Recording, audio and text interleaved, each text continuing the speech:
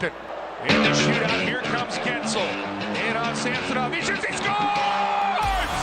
Kochetkov is out of the crease to challenge. Tony comes in.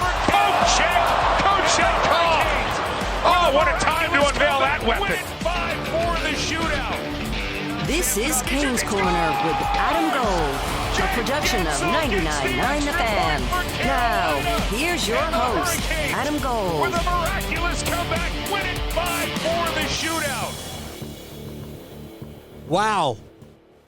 How about that? So, welcome to the Kane's Corner podcast. I am Adam Gold.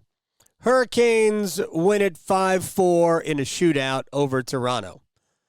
On the same night that the NC State Wolfpack beat North Carolina for the ACC title, their first title in 37 years.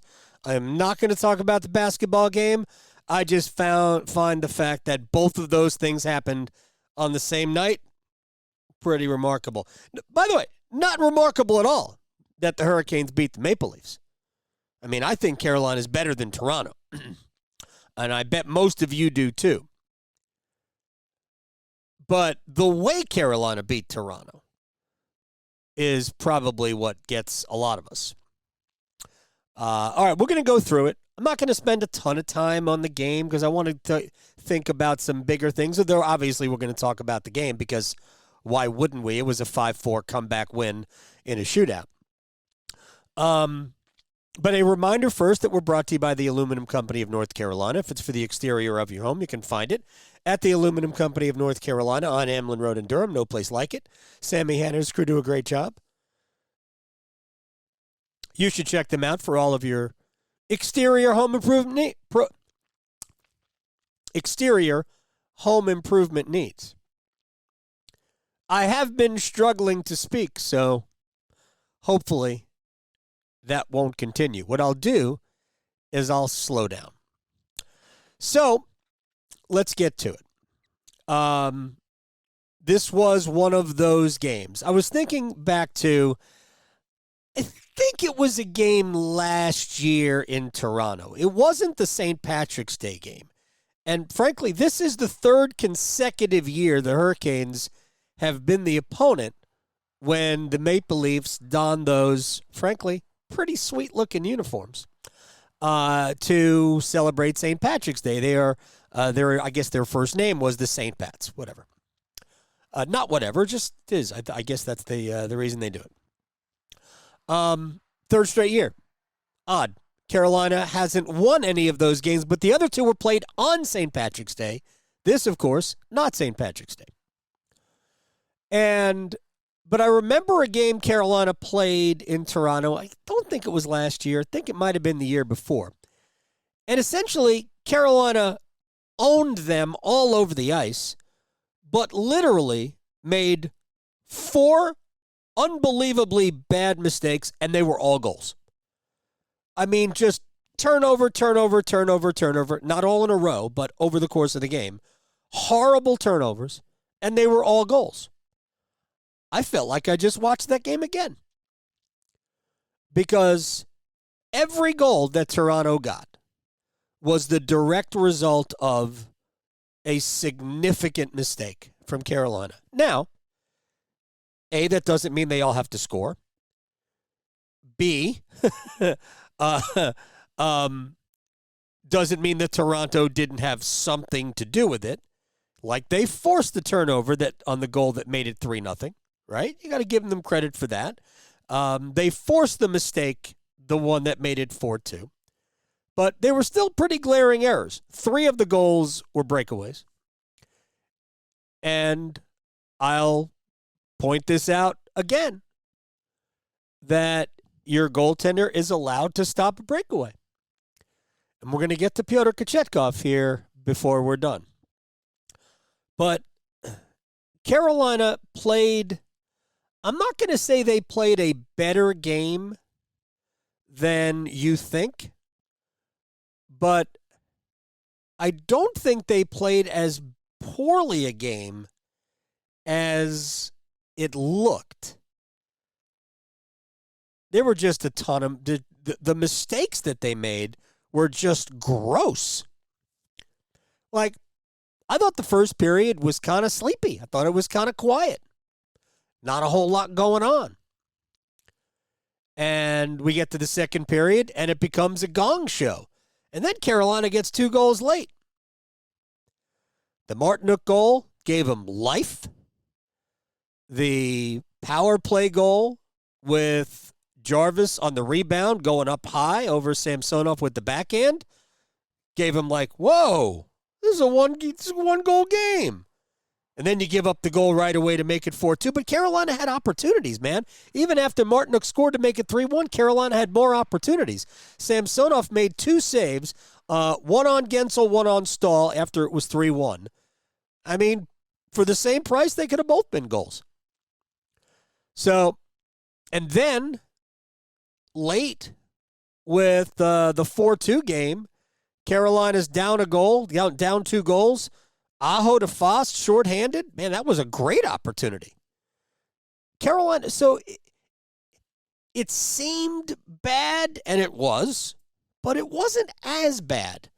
Like, at 5-on-5, Carolina was probably better, maybe even significantly so, than the Maple Leafs. But there was a ton of special teams play, and then Carolina gets the 2 goals late.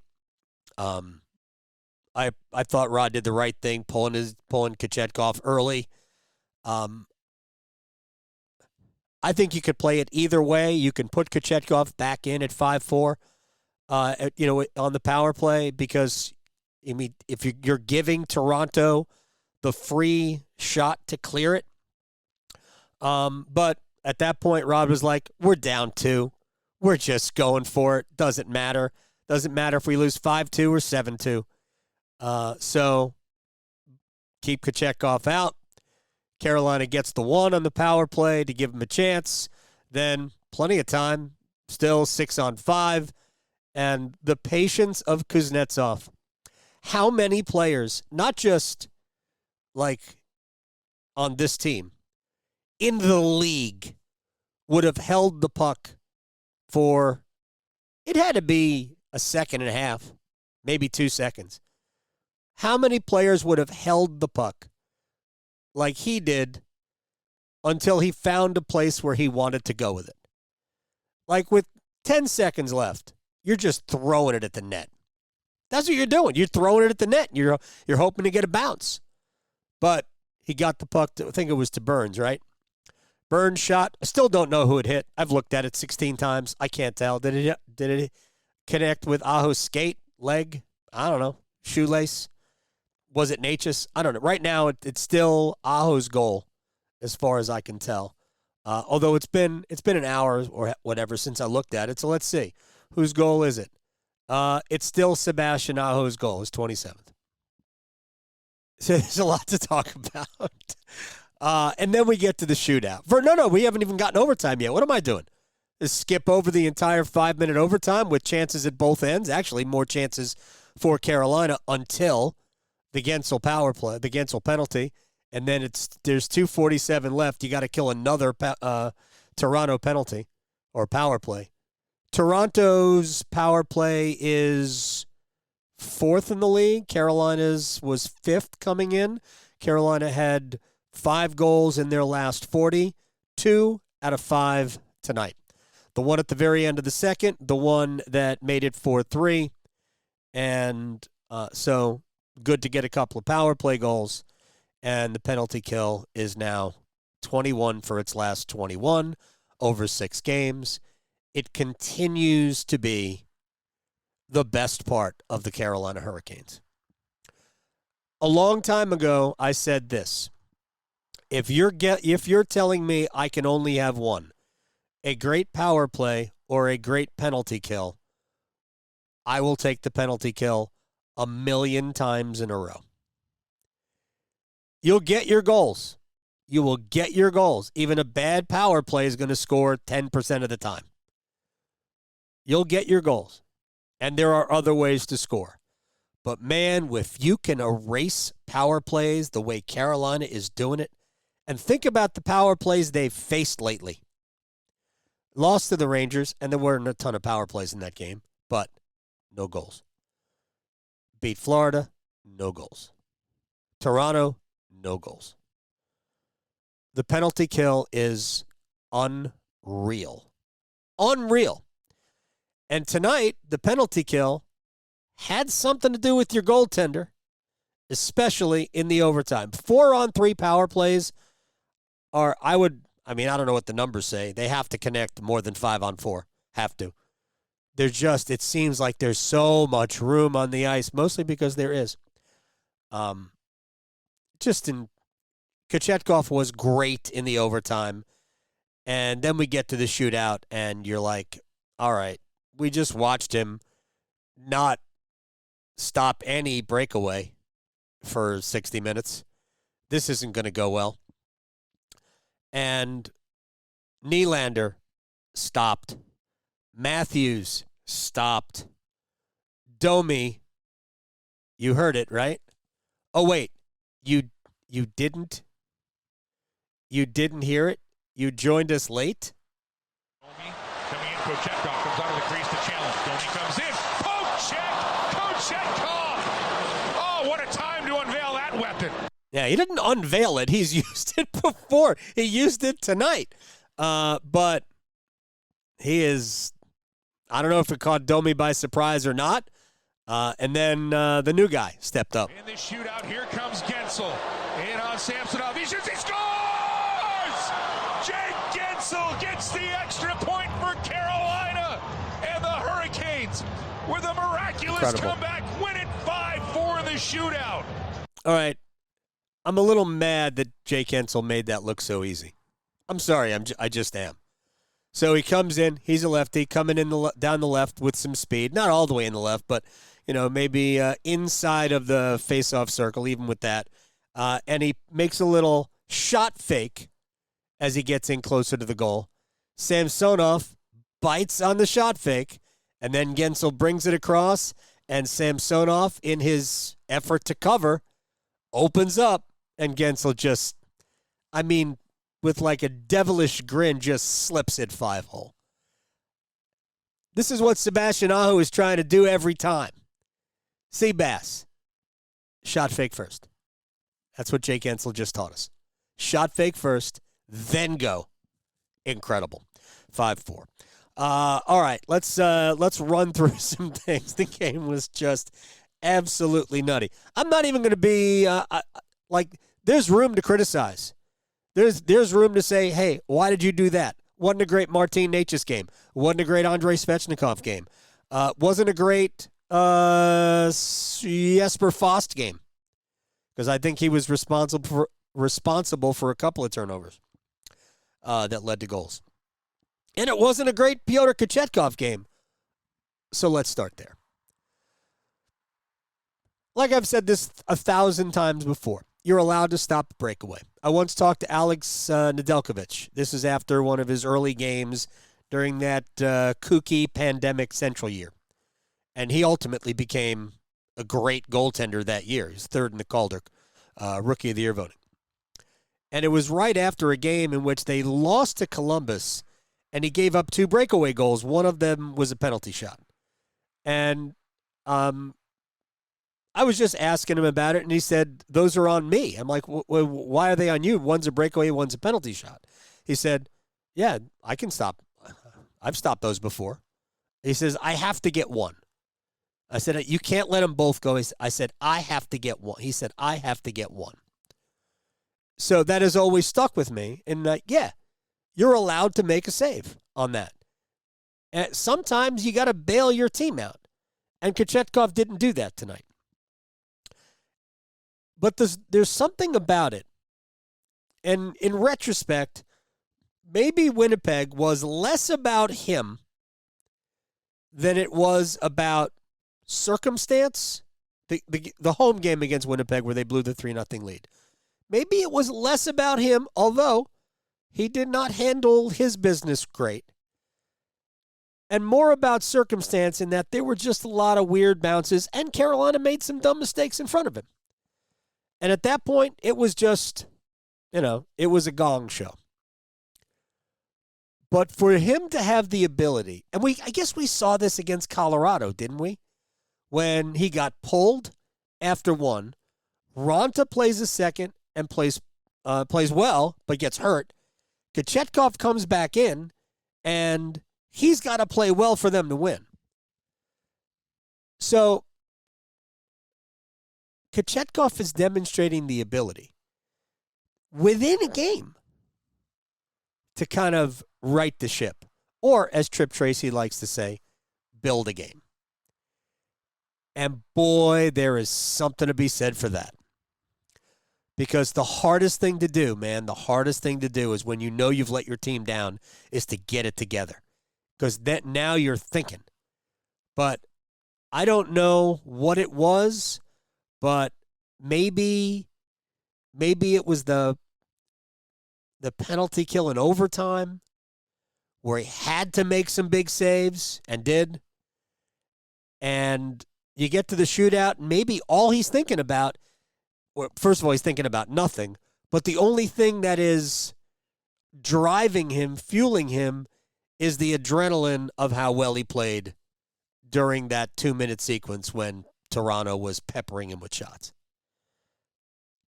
Because Kochetkov didn't bite on the first fake like he did 3 times against Winnipeg, and like he did on the Nylander goal.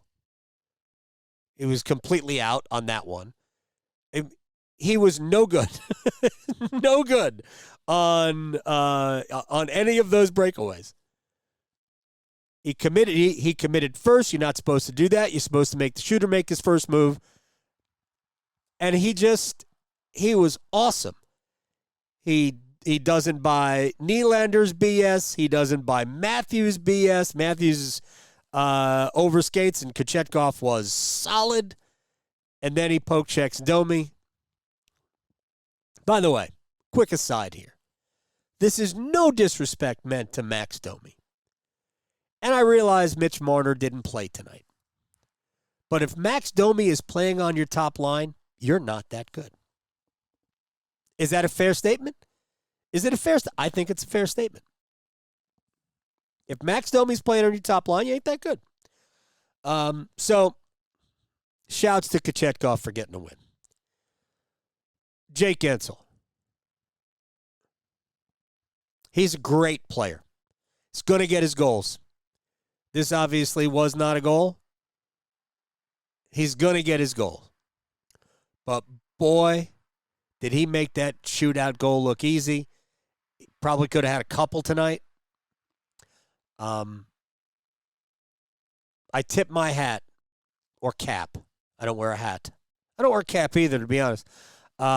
To the Canes front office, Don Waddell, Eric Tulsky, Tom Dundon, for recognizing the type of player they needed and getting him.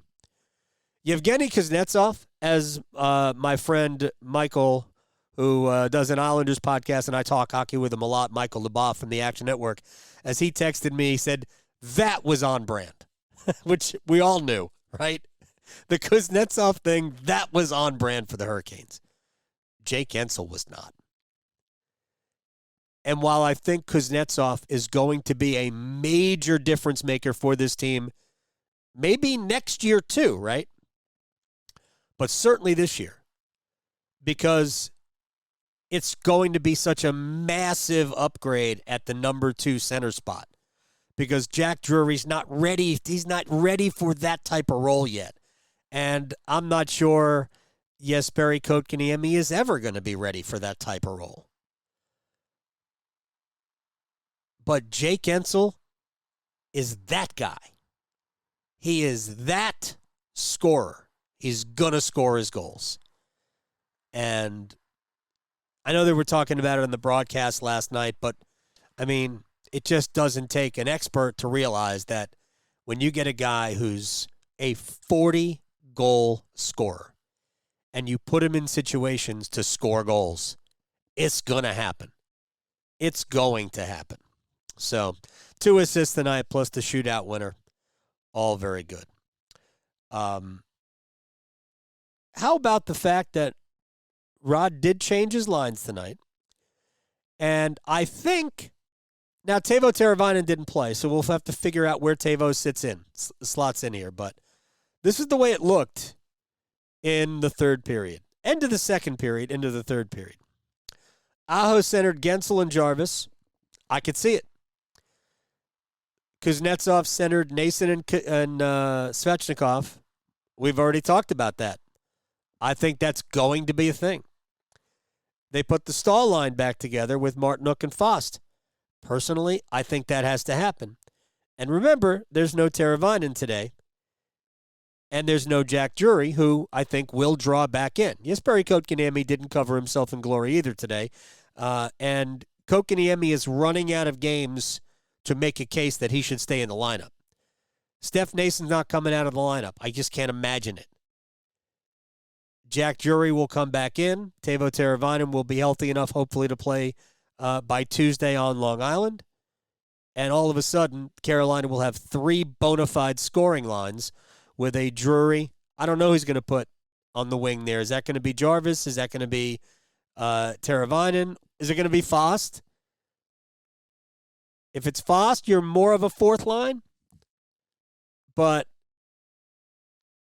if they decide to put Martinook, Stahl, and Fost back together, which, frankly, I would, but I ain't the head coach, and he's way smarter than me, then you're going to have 3 bona fide scoring lines.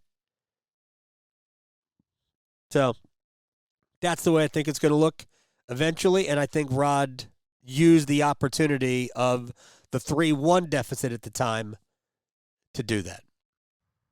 All right, let's wrap this sucker up. Big win, overcame a bad performance, overcame mistakes in a strange performance, and it was unexpected how they won it, but they won it. And in the midst of all of it, you had a goalie bounce back. You had your top line center show who he was in the last 2 periods. And you had new guys contribute in ways, and not to mention the fact that Dmitry Orlov was very good. So, with all of that said, we'll get out of here. This has been the Canes Corner Podcast, brought to you by the Aluminum Company of North Carolina. If it's for the exterior of your home, you can find it at the Aluminum Company of North Carolina. On Hamlin Road in Durham, no place like it. Sammy Hanna and his crew do a great job. You should check them out. For all of your exterior home improvement needs, I am Adam Gold. Thank you very much, and we will listen to you tomorrow. Bye. You've been listening to the Canes Corner Podcast.